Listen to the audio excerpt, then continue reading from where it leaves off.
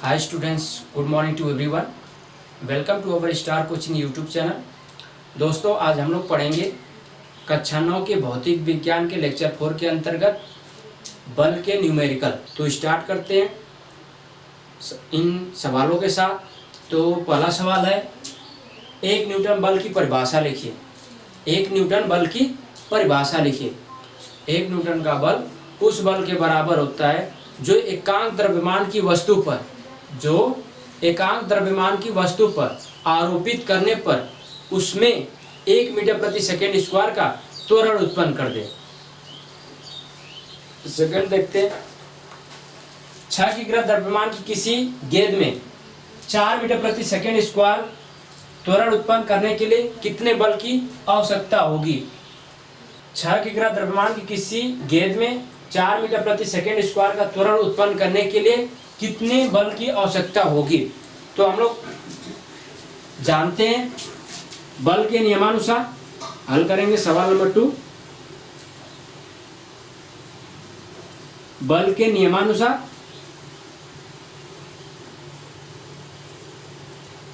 F बराबर ma होता है. F बराबर ma. यहां पर दिया है 6 किग्रा द्रव्यमान अर्थात m का मान दिया है 6 इंटू त्वरण 4 मीटर प्रति सेकेंड स्क्वायर का त्वरण उत्पन्न कर दे अर्थात a का मान दिया है 4. 6 इंटू 4 24 न्यूटन बल की आवश्यकता हमें पड़ेगी. यह हमारा आंसर होगा. अगला सवाल है, 20 किग्रा द्रव्यमान की वस्तु पर 100 न्यूटन का बल कितने समय तक आरोपित किया जाए ताकि यह 100 मीटर प्रति सेकेंड वेग प्राप्त कर ले. तो देखते हैं. दिया यहां से m का मान दिया है 20 kg.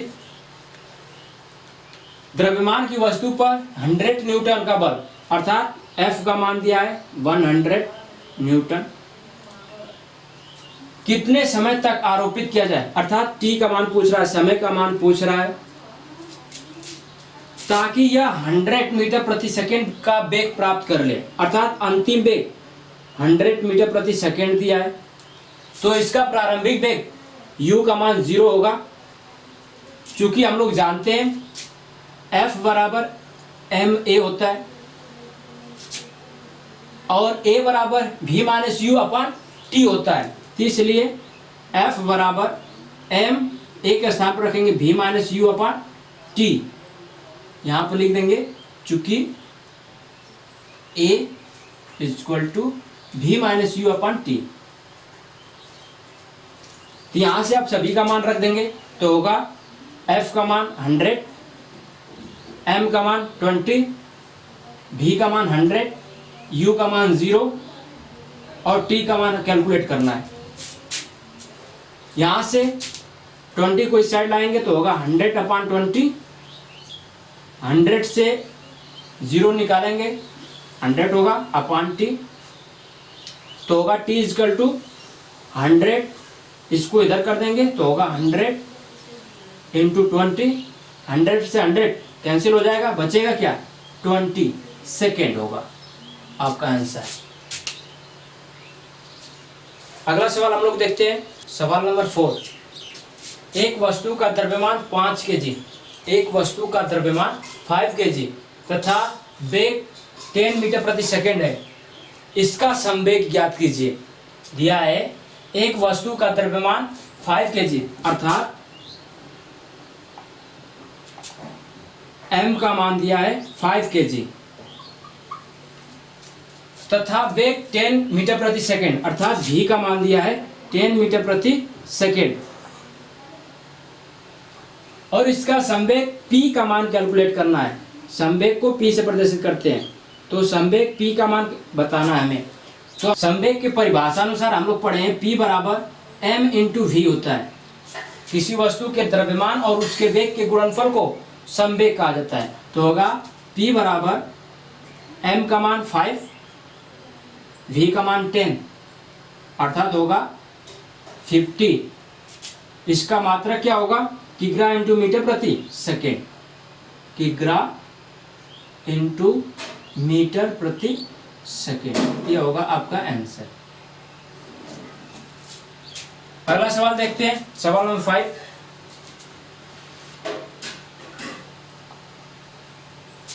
एक बंदूक जिसका द्रव्यमान 10 kg है, 0.16 किग्रा की गोली 80 मीटर प्रति सेकंड के वेग से छोड़ती है। ज्ञात कीजिए बंदूक कितने वेग से पीछे हटेगी। तो पढ़े हैं M1 V1 is equal to M2 V2।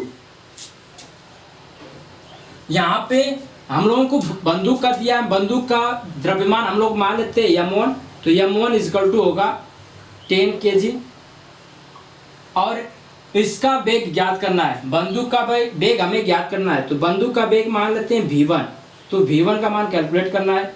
बंदूक के गोली जो ये इसका बंदूक का गोली इसका द्रव्यमान दिया है 0.16 किलोग्राम, इसका वेग दिया है V2 का मान 80 मीटर प्रति सेकेंड। अब इसका मान उठाकर इस समीकरण में हम लोग को रख देते हैं। तो M1 का मान 10 kg, V1 का मान कैलकुलेट करना है, अर्थात बंदूक का वेग कैलकुलेट करना है किस वेग से वह पीछे हटेगी। M2 का मान दिया है 0.16 इंटू बंदूक की गोली का द्रव्यमान जो दिया है 0.16 और इसका वेग 80 मीटर प्रति सेकेंड।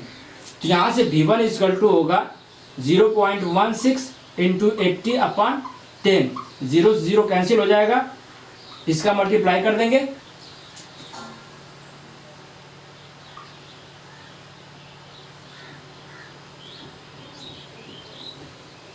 आएगा 1.28 मीटर प्रति सेकेंड। इस वेग से वह क्या होगा, बंदूक पीछे हटेगा। यह इसका होगा आंसर। अगला सवाल देखते हैं, सवाल नंबर 6।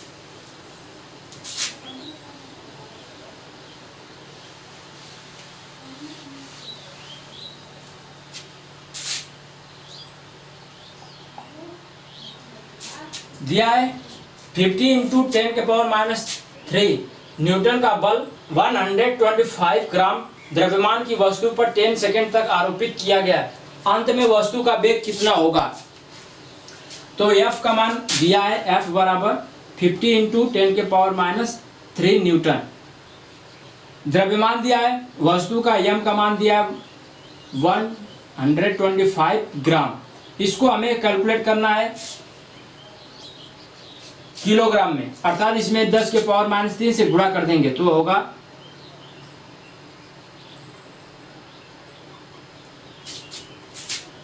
और t का मान, समय का मान दिया है 10 सेकेंड, 10 सेकेंड। अंत में वस्तु का वेग क्या होगा, अंतिम वेग पूछ रहा है और इसका प्रारंभिक वेग 0 होगा। तो हम कैलकुलेट करते हैं, फार्मूला पढ़े बल के नियमानुसार F बराबर ma, चूंकि A बराबर होता है V minus you upon T, तो होगा V minus you upon T. यहाँ आप लिख देंगे चूंकि A बराबर V minus you upon T.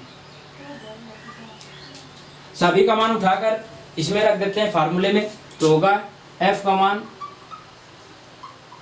50 into 10⁻³ M का मान है 125 इंटू 10⁻³ V का मान कैलकुलेट करना है, V माइनस यू का मान 0, T का मान 10।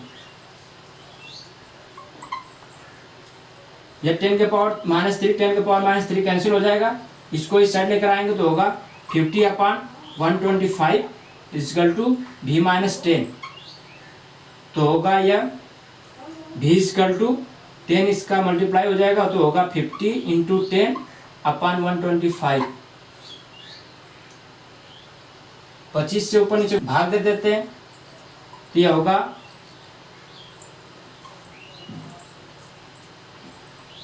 4 मीटर प्रति सेकेंड आंसर। अगला सवाल देखते हैं, सवाल नंबर 7 देखते हैं।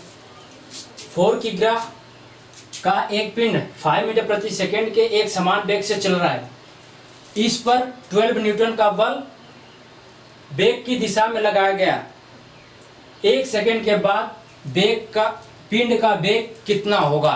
तो यहाँ पर दिया है 4 किलोग्राम का एक पिंड है, अर्थात यम का मान दिया है 7 किलोग्राम, 4 किलोग्राम।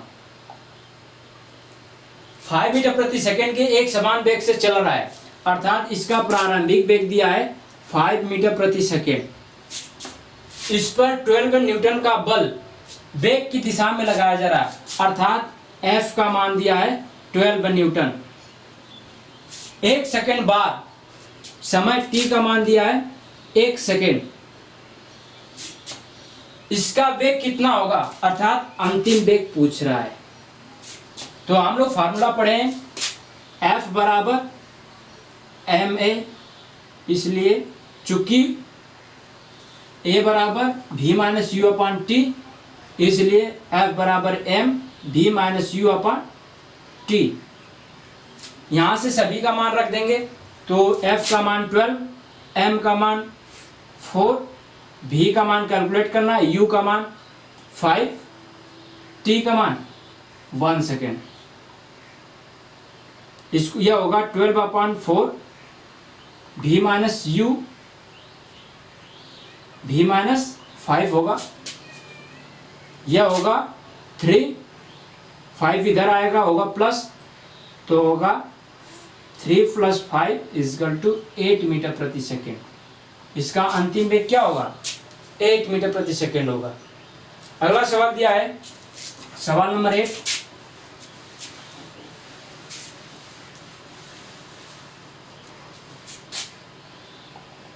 दो पिंडों पर एक समान परिमाण के दो बल अलग अलग लगते हैं, जिनसे इनके पिंडों में उत्पन्न त्वरणों का अनुपात 1:10 है।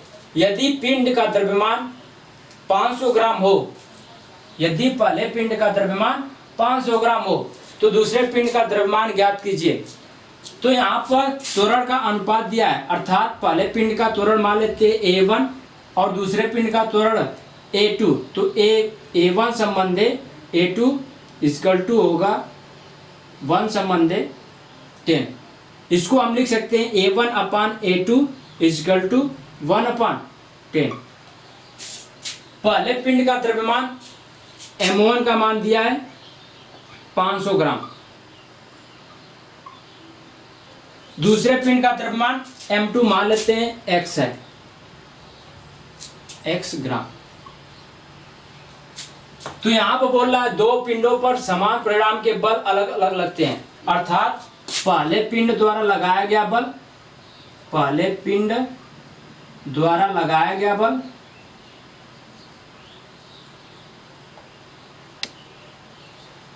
बराबर दूसरे पिंड द्वारा लगाया गया बल।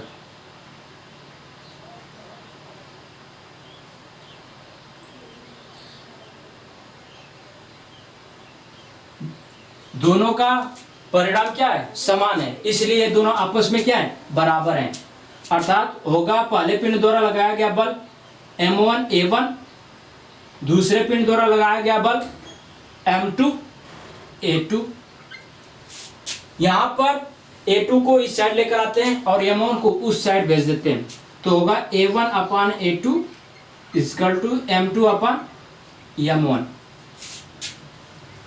A1/A2 का मान दिया है 1/10, M2 का मान दिया है x, निकालना है जिसे, M1 का मान है 500 ग्राम, दिया होगा x = 500/10, अर्थात 50 ग्राम आपका आंसर आएगा। अगला सवाल देखते हैं, सवाल 9 देखते हैं। घर्षण रहित मेज पर 3 kg के पत्थर का एक टुकड़ा रखा है, इस पर 6 न्यूटन का एक बल लगाया जाता है। तो ज्ञात क्या करना है, पत्थर में उत्पन्न त्वरण का मान मीटर प्रति सेकेंड स्क्वायर में कितना होगा। तो हम लोग बल के नियमानुसार पढ़े हैं, F बराबर ma, यह पहला सवाल है, इसमें हमें त्वरण ज्ञात करना है। तो F बराबर ma, F का मान दिया है 6 न्यूटन, 6 रख देंगे, m का मान दिया है 3 kg, 3 रख देंगे। ए का मान कैलकुलेट करना है तो होगा ए बराबर 6/3 इजकल टू 2 मीटर प्रति सेकेंड स्क्वायर होगा इसका आंसर। सेकेंड दिया है, बल लगने के 3 सेकेंड बाद पत्थर का वेग कितना होगा, अर्थात यहाँ पर हमें अंतिम वेग कैलकुलेट करना है। तो यहाँ पर F का मान दिया है 6 न्यूटन, M का मान दिया है 3 kg और इसका प्रारंभिक वेग 0 होगा, समय का मान दिया है 3 सेकेंड, अंतिम वेग v का मान कैलकुलेट करना है। चूंकि हम लोग जानते हैं F बराबर ma होता है और F बराबर ma का मान होता है v minus you upon T. यहाँ पर सभी का मान रख देंगे, v का मान मिल जाएगा। तो F का मान 6, m का मान 3, v का मान कैलकुलेट करना, u का मान 0, t का मान 3 सेकेंड।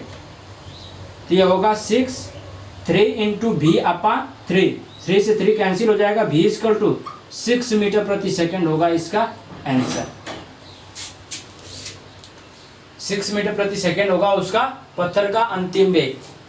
अगला सवाल दिया है, पत्थर का टुकड़ा 2 सेकेंड में कितनी दूरी तय कर लेगा, 2 सेकेंड में कितना दूरी तय कर लेगा।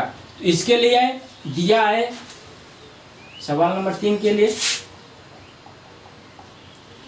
F का मान 6 न्यूटन, M का मान 3 kg, प्रारंभिक वेग U का मान 0, समय का मान 2 सेकेंड दिया है, कैलकुलेट करना है S का मान और इसका अंतिम वेग V का मान कैलकुलेट करते हैं। तो यहां से होगा F बराबर ma, F बराबर ma। F का मान दिया है 6, M का मान दिया है 3, A का मान कैलकुलेट करते हैं। तो A का मान आएगा 2 मीटर प्रति सेकेंड स्क्वायर। चूंकि हम लोग पढ़े v स्क्वायर बराबर u square plus 2as, 2as या s बराबर ut plus half at square, half at square. तो यहाँ पर हमें पहले समीकरण से लगाने के लिए यह जो समीकरण मैंने लिखा है u v square equal to u square plus 2as, तो यहाँ पर हमें v स्क्वायर का मान ज्ञात करना पड़ेगा। अगर हम इस समीकरण से लगाते हैं s बराबर ut plus half at square, तो यहाँ पर प्रारंभिक वेग हमें पता है, समय का मान भी पता है, तो हम यहाँ से कैलकुलेट कर लेते हैं दूरी का मान। तो होगा s बराबर u का मान 0, t का मान 2 प्लस हाफ, a का मान अभी कैलकुलेट किए 2 आया है और t का मान 2 के पावर 2। यह होगा 0 प्लस 2 से 2 कैंसिल प्लस 4 आएगा, 2 में 2 का मल्टीप्लाई करेंगे तो s बराबर आएगा 4 मीटर। आपका आंसर होगा। तो यहाँ पे जो यह समीकरण है गति का तीसरा समीकरण, इसको अप्लाई नहीं करेंगे, गति के दूसरे समीकरण s बराबर ut plus half at square से समीकरण को हल करेंगे। तो इस प्रकार से इस अध्याय के सभी सवाल आप लोग हल कीजिएगा। अगर किसी प्रकार का प्रॉब्लम होता है तो आप कमेंट करके सवाल को पूछ सकते हैं।